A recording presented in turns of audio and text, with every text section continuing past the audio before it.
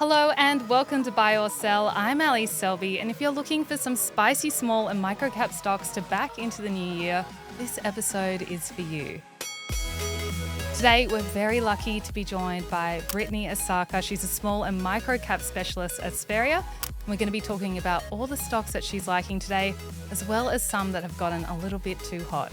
Thanks so much for joining us today, Britt. Hey, Ali, how are you? Thanks for having me. Really good. Okay, let's dive straight in.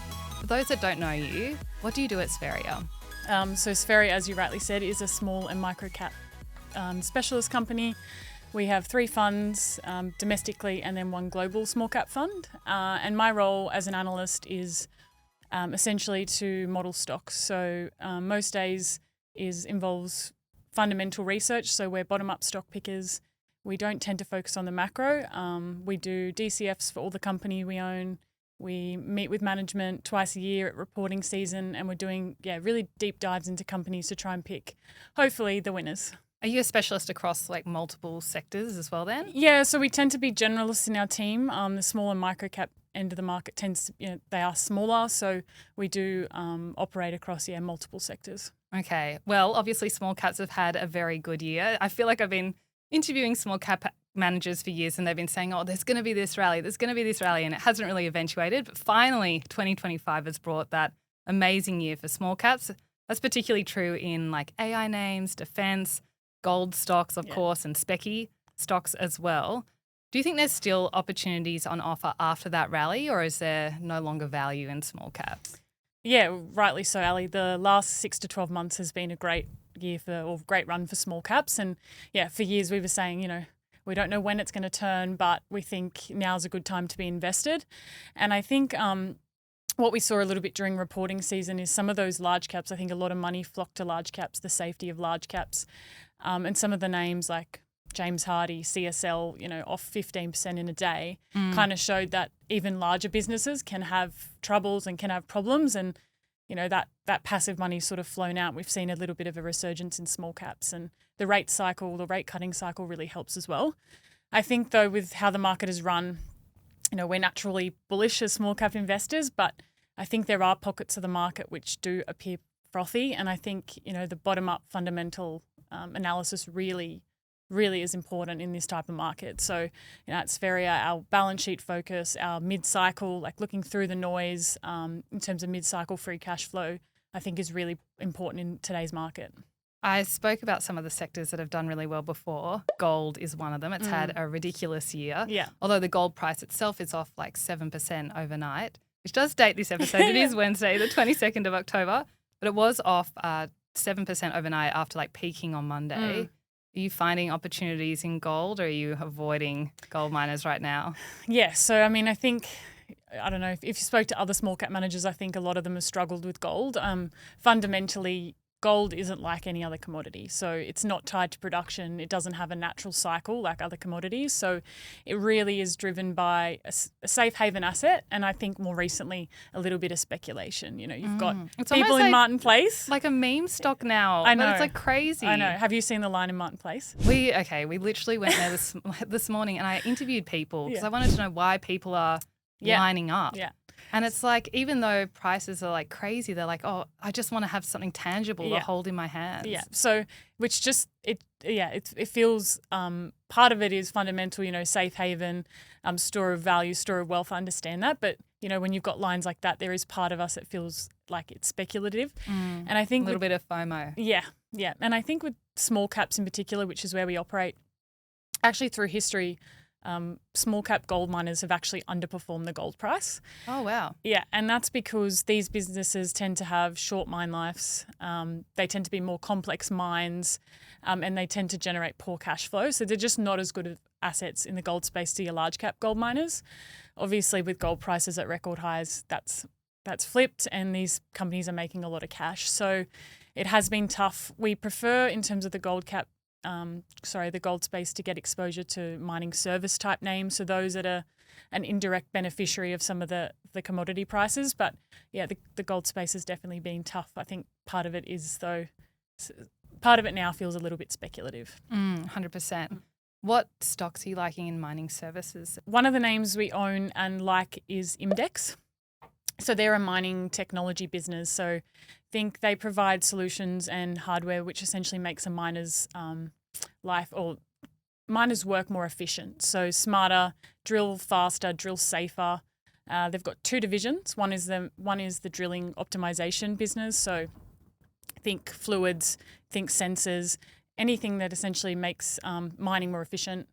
And then you've got their data solutions business. So it's essentially working with miners to understand what's underground and do that in just essentially work out what's underground underneath the surface. So the business has done a really good job essentially growing their share of exploration spend. So they're tied to exploration. And their goal is to continue to grow that share. And that's through investing not only in hardware but also in software. And that's been through a combination of their own R&D but also acquiring small bolt-on businesses. So they want to essentially be more products across a miner's suite. So you think a miner needs multiple products and services. Imdex is acquiring bolt-ons to essentially expand its share. And then it is tied to the exploration market. So they sell into explorers. 80% of their revenue is tied to exploration. And in the last 2 years, exploration spend has actually been quite weak. So commodity prices, gold prices are at all-time highs, but we actually haven't seen the spend come in yet until the last couple of months. So in September, junior capital raisings, which is an indication of exploration spend, was up 260%. Oh, wow. Yeah. So a big increase in capital raisings, which we think should bode well for Imdex's revenue growth. Just on that, I mean, like the share price is up 53% year to date, but its earnings were like declining in 2025. What's that all about? Yeah, well, exactly that. So their business is predominantly exploration and it's been a tough 24 months. So even though they're winning share, you can't help the cycle. It is linked to the cycle. And I guess the last 3 months with these record gold prices, we're now starting to see that those prices convert to spending. So explorers are now, all of these mine sites which potentially weren't profitable at lower gold prices are now profitable. In the last quarter, Imdex's revenue was actually up 10%, so the first quarter of this year.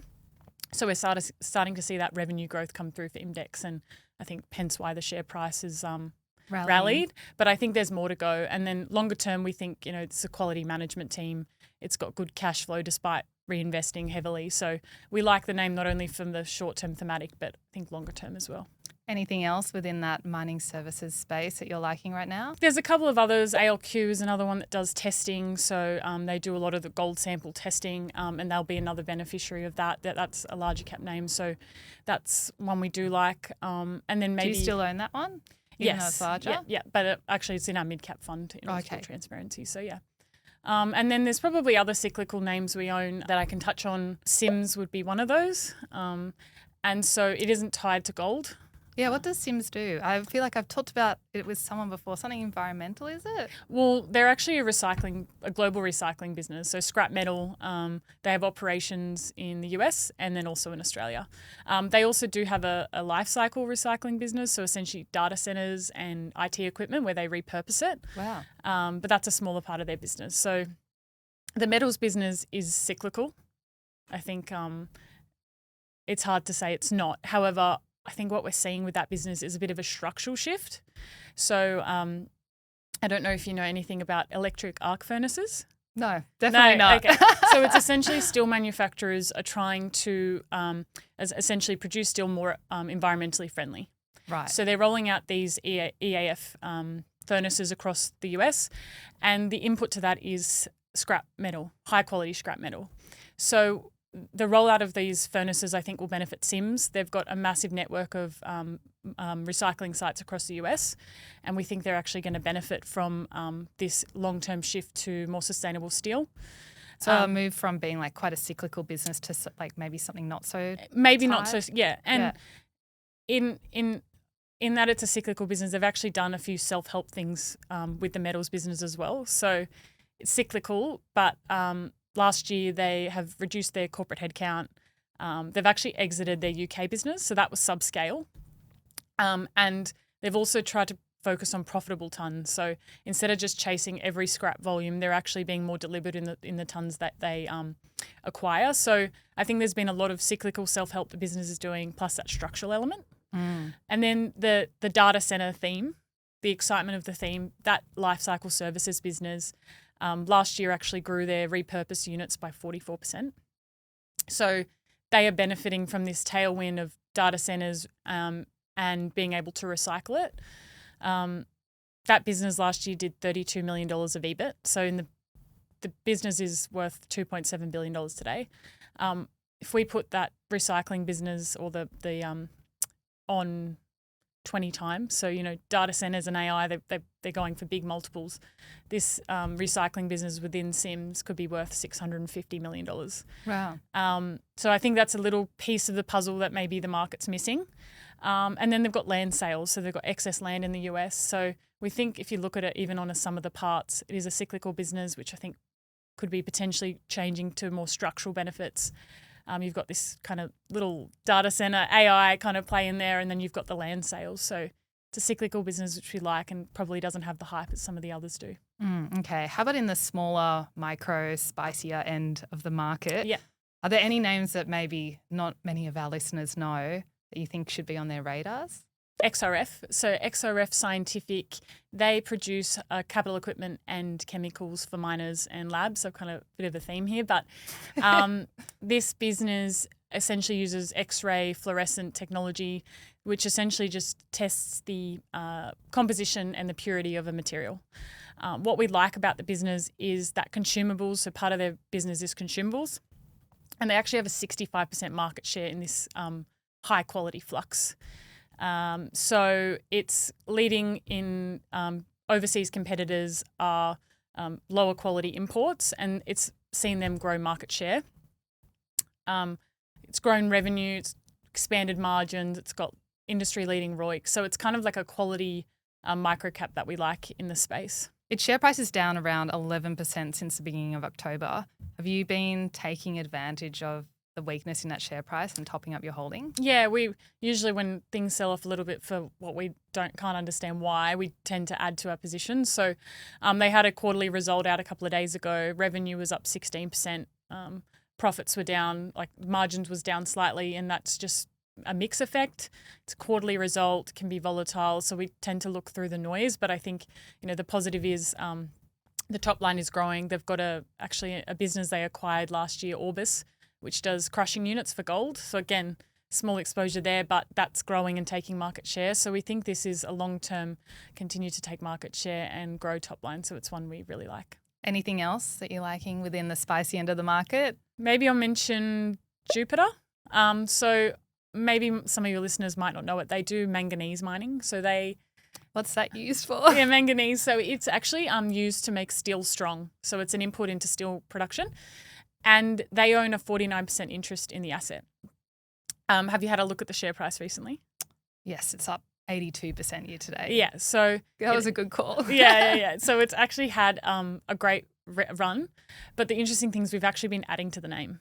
And the reason we've been adding to the name is so Exxaro, who's a large South African miner, has actually come in and acquired the other 50.1% of the assets. So Jupiter owns 49. Exxaro's come in and acquired the other half.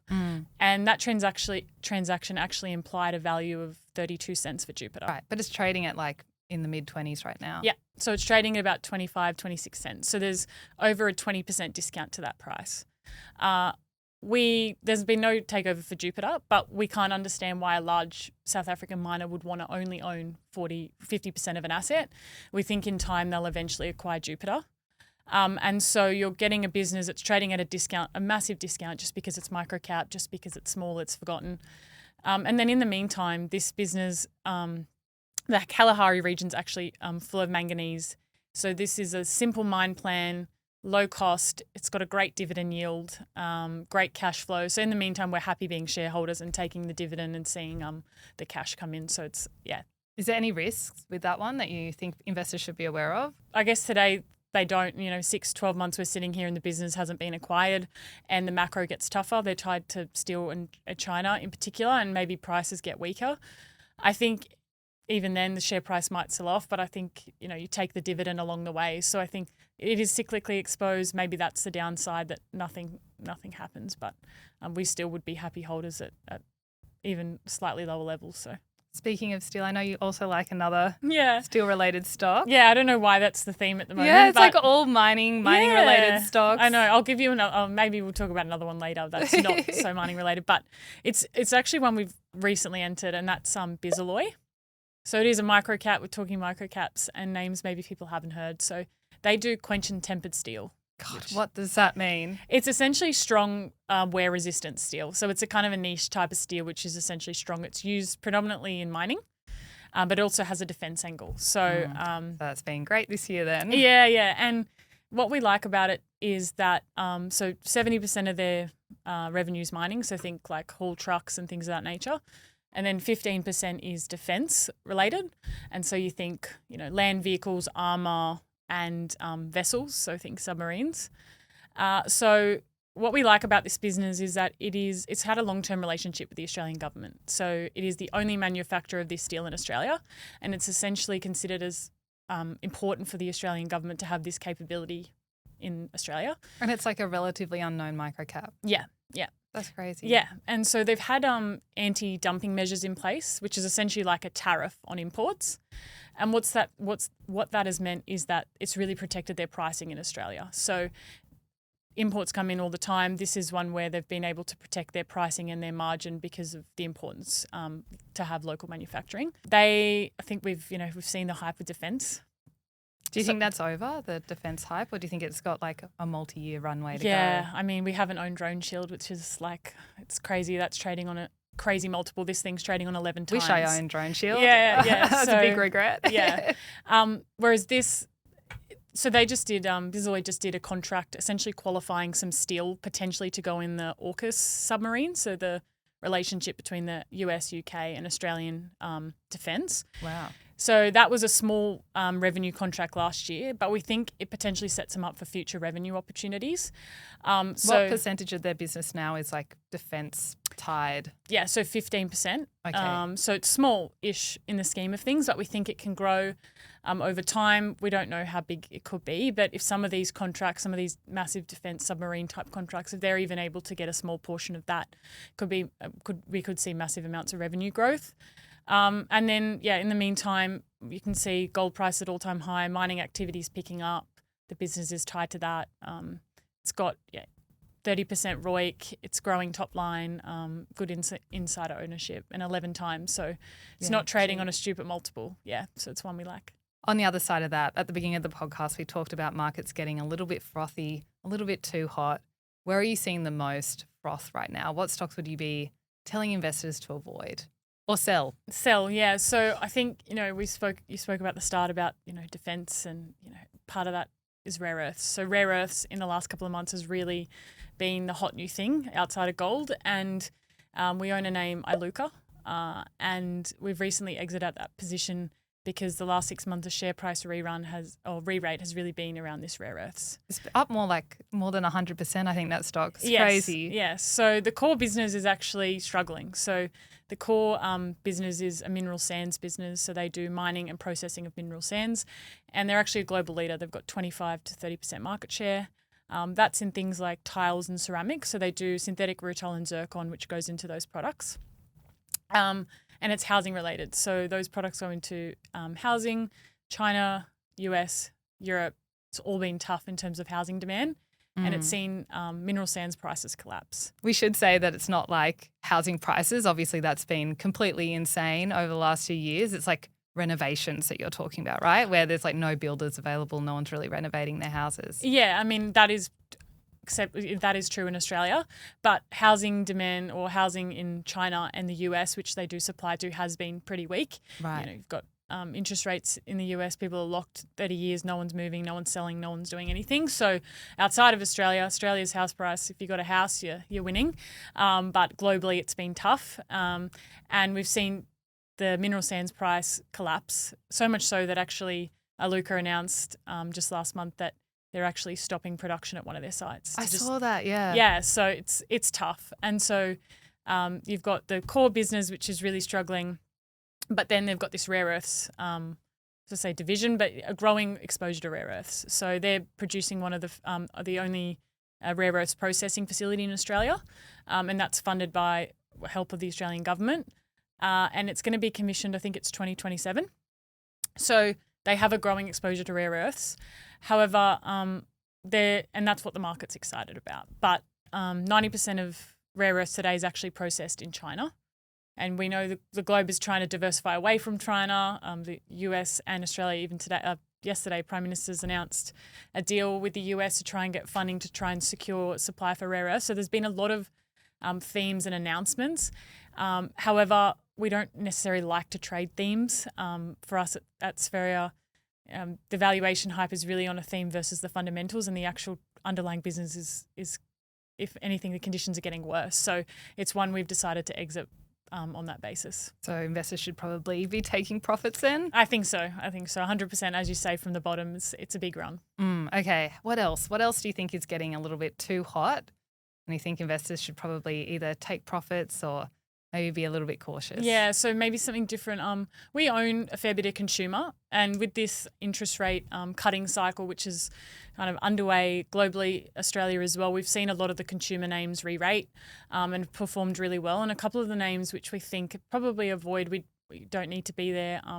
One of them would be Lovisa. So I think we know the jewelry chain, global franchise. It's been a success story. You know, they've got stores all over, not only Australia but internationally. Yeah. The reason we think it's a sell, or we just wouldn't want to own it at these levels, is just the valuation.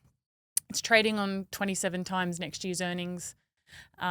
They had their recent result where same-store sales grew, so the like-for-like sales grew, but they were pretty modest, and the share price re-rated on the result. Oh, wow. So we were just like, we looked at the result and we're like, we just can't understand why that popped on that announcement.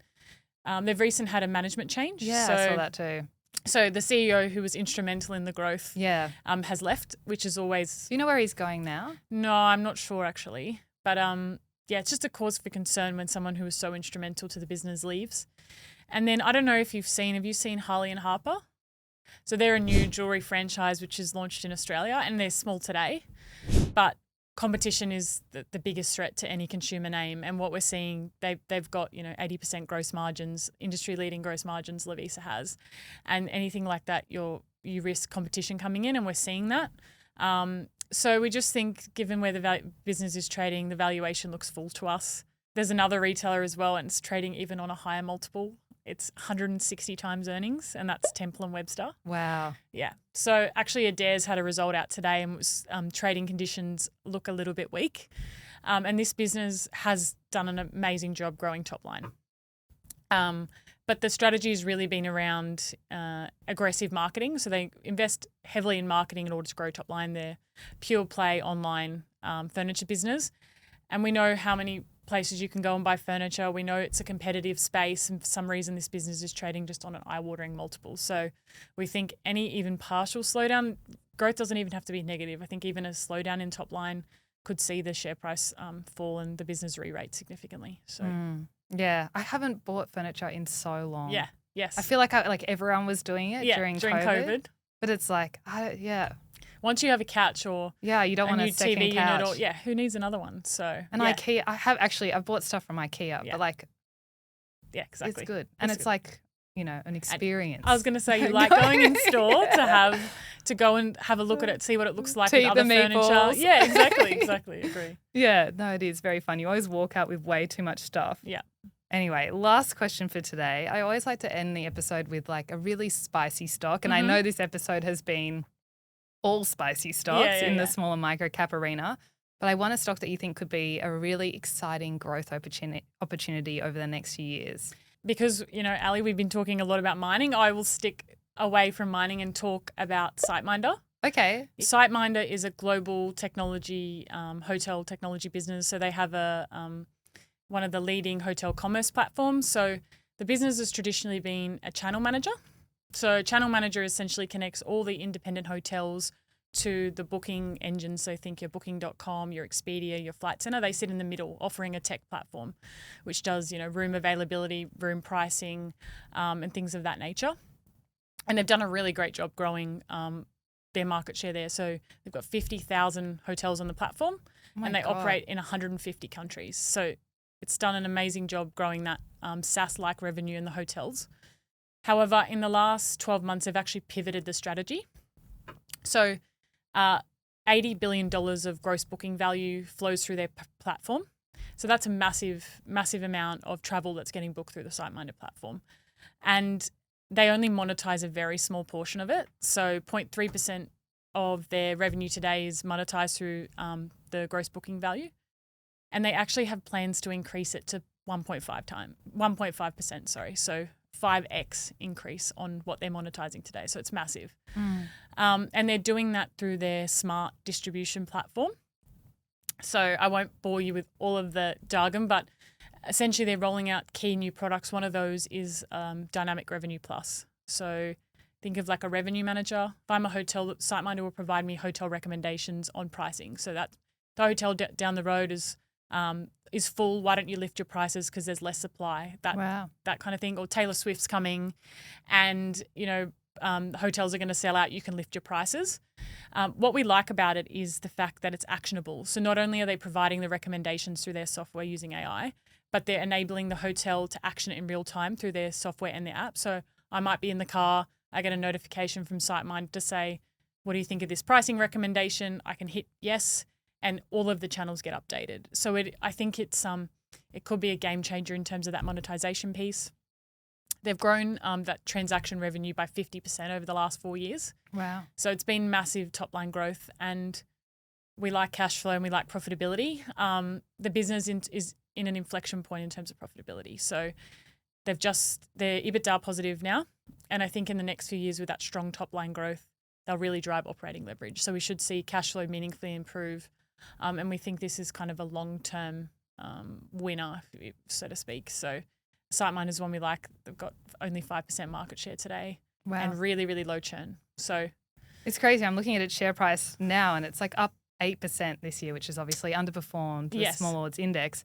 But it's been a very wild ride. It cascaded quite deeply in February, down like 42%, and then it's re-rated significantly since then. It's up 95%. So you think it can continue to go higher, even though it's already gone up 95%? So in full transparency, we actually entered it a couple of months before the upgrade, and the reason being it had sold off with a lot of the travel names. So you've seen Flight Centre, Webjet, corporate travels in a trading halt. So a number of the travel names had been under pressure just because of a slowdown in travel, and SiteMinder sort of got caught up in that, and that's hence why we had a look at it.